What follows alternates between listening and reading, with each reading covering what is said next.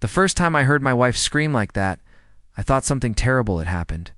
But nothing, absolutely nothing, could have prepared me for the sight of Karen from the HOA snatching my newborn baby right out of my wife's arms on our front porch.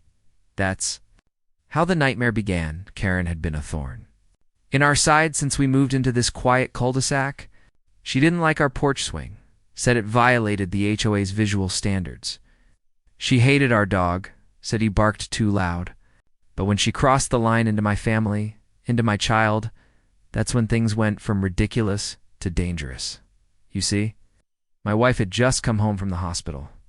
She was tired, pale, but glowing as she held our son for the very first time on the porch swing my father built. That swing was more than wood, and chains. It was family history. My wife rocked our baby there, humming lullabies.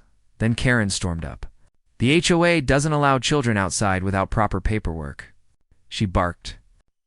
Before my wife could even respond, Karen lunged forward, grabbed my baby, and declared she was confiscating him until the HOA approved our parental compliance forms. My wife collapsed in tears. Neighbors peeked through blinds. Porch lights flickered. The street was silent, except for my wife's desperate cries. What?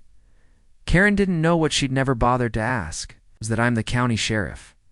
And I was standing right inside, polishing my badge, when I heard that scream. I ran outside.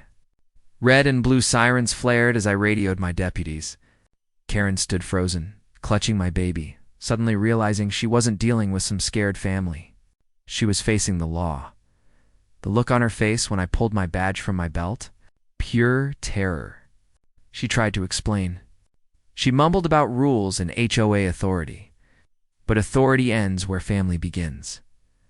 I took my son back into my arms, my wife clutching my hand, trembling. Karen was escorted away in cuffs, neighbors whispering, some even cheering. That night, our cul-de-sac learned a hard truth. HOA power means nothing against the bond of family and the weight of real justice. The HOA board tried to cover it up, but word spread. By the end of the week, Karen was removed. The board faced an investigation. And my porch swing? It's still there, hawking gently under the same stars my father once sat beneath. Sometimes, life reminds you, respect and family honor will always outweigh petty rules. Now, I want to hear from you. Have you ever dealt with an HOA or a neighbor who crossed the line? Share your stories in the comments below. I promise I read them all.